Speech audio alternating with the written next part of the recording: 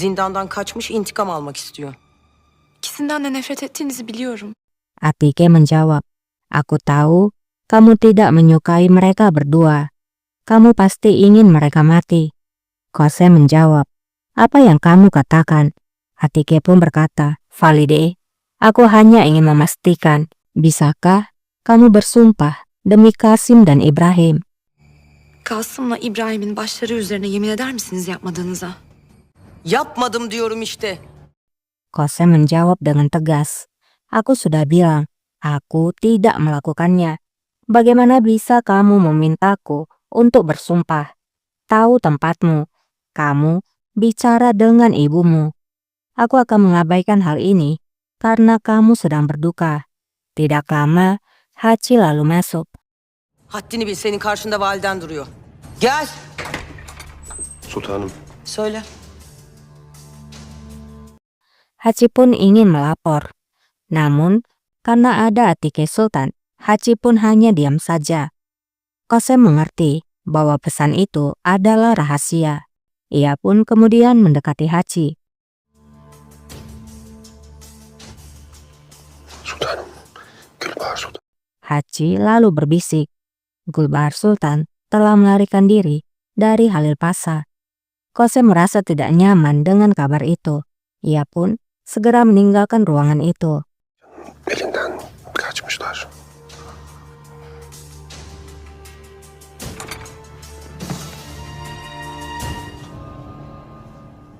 Nasıl olur böyle bir şey Halil Paşa? Kosem lalu menemui Halil Pasa yang sudah menunggunya. Kosem bertanya, "Bagaimana bisa Halil Pasa? Aku memberikanmu tugas dan kamu mengacaukannya. Bagaimana bisa kamu melepaskan Gulbahar?" Halil pun menjawab, "Aku tidak tahu bagaimana menjelaskannya sultanaku.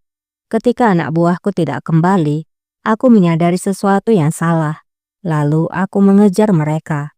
Kosem pun berkata, "Lalu kamu melihat tubuh mereka?" Halil pun menjawab, "Aku tidak bisa mempercayainya. Mengapa seseorang membantu Gulbahar Sultan, padahal dia tidak memiliki seorang pangeran lagi?" Kosem menjawab, "Itu artinya dia memiliki orang-orangnya di dalam. Kita harus berhati-hati. Sekarang dia telah melarikan diri dan dia mungkin akan membuat kita dalam masalah." Halil menjawab, "Aku akan mencarinya Sultana." Halil pun lalu pergi. Arayacağım sultanım. Di lain sisi, Gulbahar pun mengatakan pada Sinan bahwa Kosem Sultan ingin menyalahkan dirinya atas kematian musuh besarnya. Bahkan, iblis pun akan terkesan. Sinan pun menjawab, "Kami telah membuat pangeran berada dalam kurungan. Itulah mengapa Kosem Sultan menjadi gila." Gulbahar pun berkata, "Apakah kamu pikir Kosem Sultan peduli pada Kasim dan Ibrahim? Yang dia pedulikan adalah kekuasaan. Jika diperlukan, maka dia akan memerintahkan untuk mengambil hidup putranya, karena dia pikir dia adalah sultannya." Sinan pun menjawab, "Itu tidak mudah, karena tidak ada anak sultana lainnya yang berada di atas tahta atau sultan yang gila. Kosem Sultan akan tenggelam dalam darahnya kali ini. Tapi bagi kita itu juga tidak mudah. Ini akan menghabiskan waktu berbulan-bulan atau mungkin bertahun-tahun. Kita harus menunggu dengan sabar." Gulbahar pun menjawab, "Aku telah menunggu dengan sabar sepanjang hidupku, Pasa." Sinan pun menjawab, "Aku juga Sultana. Kamu tahu tentang perasaanku padamu.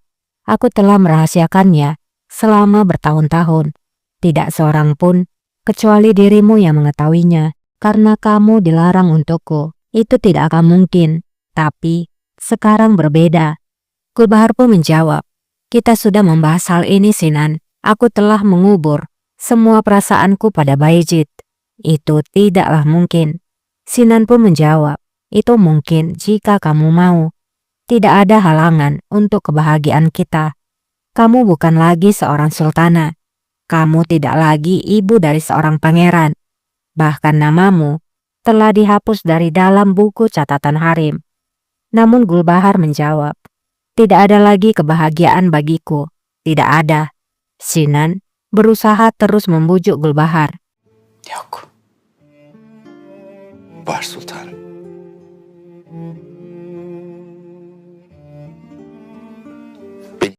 Sinan berkata, "Di sana ada sultan aku."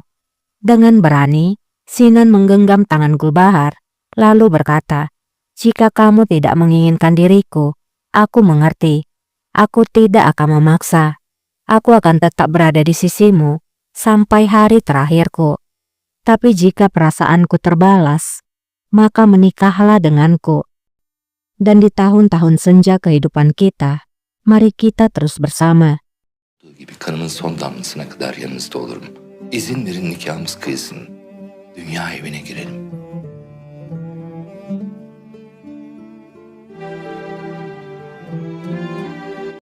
Gulbahar yang tersentuh dengan kegigihan Sinan, ia pun menjawab ya. Sinan pun tersenyum bahagia. Kabulümdür. Di lain sisi, Nevi dan si pemabuk Mustafa sedang berada di kedai. Seorang pria lalu berkata, "Nevi, kamu tahu bahwa si Lahtar telah meninggal dunia. Begitu juga dengan Faria Sultan. Apa alasan semua ini?" Nevi menjawab, "Aku tidak tahu. Aku rasa tidak ada alasan untuk semua ini. Ini adalah era Sultan Iblis. Eksekusi, pelarangan, pembunuhan Pangeran Bayezid. Pangeran lainnya juga dikurung. Darah akan mengalir turun dari istana ke Bosporus dan perahu kita akan berenang di sekitar mayat." Bir sultan Deccal devridir. İdamlar yasaklar derken şimdi de bu. Sarayın burnundan kan boşalıyor boğaza. Bedensiz. Hem padişahımıza Seorang pria lalu berkata, "Lihatlah dirimu, perhatikan ucapanmu. Kamu adalah bajingan yang kurang ajar. Kamu berbicara tentang raja di belakangnya dan memanggilnya dengan iblis.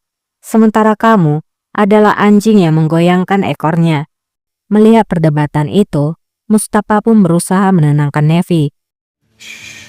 Aman diyeyim Nefi. "Berhati-hatilah Nevi," ucap Mustafa pada Nevi. Mustafa pun berbicara pada pria itu yang bernama Tahir Effendi. "Jangan hiraukan dia, Tahir Effendi. Bayın Tahir Efendi.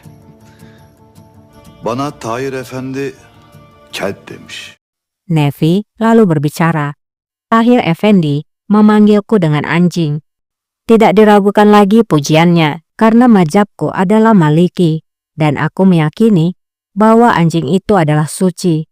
Jadi buat yang bingung dengan perkataan Nevi, dia memaksudkan dalam mazhab Maliki yang adalah diyakini oleh Nevi, ini memang memiliki pandangan bahwa anjing tidak najis atau tahir. Berbeda dengan mazhab Syafi'i yang menganggapnya adalah najis. Jadi, orang yang mengikuti mazhab Maliki atau keyakinan Nevi ini bisa berpendapat bahwa bersentuhan dengan anjing tidak membatalkan kesucian seseorang. Mendengar hal itu, Tahir pun menjadi tersulut emosi. Ki mezhebim benim zira atımca kelp Tahir'dir. Deyus.